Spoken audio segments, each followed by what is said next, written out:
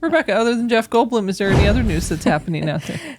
So you remember that Coyote versus Acme film that got shelved? Oh, yeah, I was going to say the shelf and the reshelf. Yes. Any news on that? We do. We actually have the blessing of the writer for this article from The Wrap for us. Wow. Drew Taylor was nice enough to allow us to feature this article on the show. I actually tweeted at Drew, I'm like, hey, we're doing the show.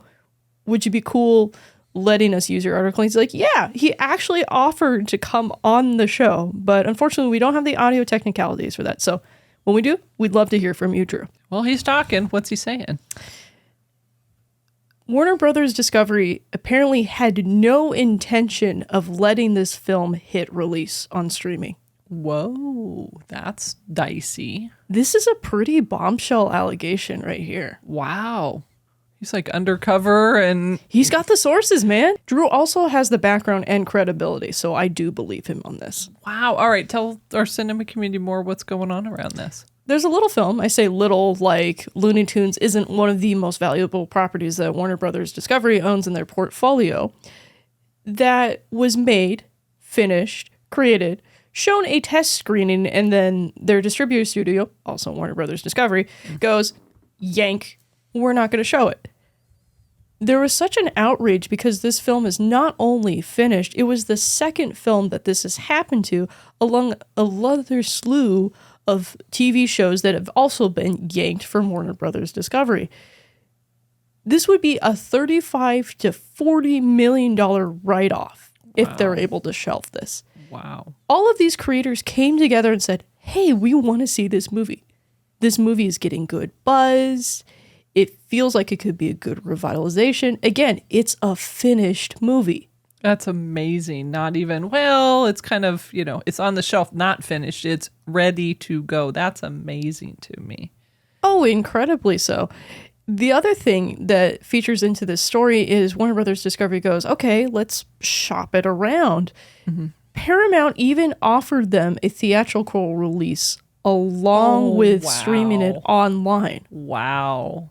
Holy moly. And as you said, I'm hearing the audience grow and... Every studio in town with the distribution arm to handle the press and the publicity for this movie wanted in on this action. That is amazing to me. Truly, truly, truly. It's bonkers to me because this is the second time that they've done this.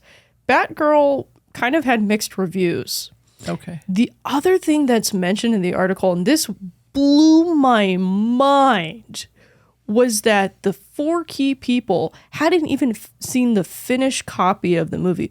The closest thing that somebody had seen to a finished copy of the movie was the director's cut, and another person had seen a screening, but that was like a tester audience screening, so that could change at any moment. It's not the finished movie. David Zaslav, the president of Warner Brothers Discovery, has not even seen any version of this movie, according to Drew's article. Wow. He really went for it. Good for him. Yeah. I saw this article about an hour after it dropped on X, formerly known as Twitter. Sure. And it was taking off. We're definitely getting a revival of the release Coyote versus Acme hashtag at the very least. Wow. This just lit the fire under their butts. There's an earnings call, February 23rd. Mm-hmm. So the theory is that Warner Brothers Discovery just wants to go, tax write-off. I don't think it's going to get there, though. Oh, no. Every step this company does just further illustrates the necessity of creators' rights in this space. Do we have any questions from the box?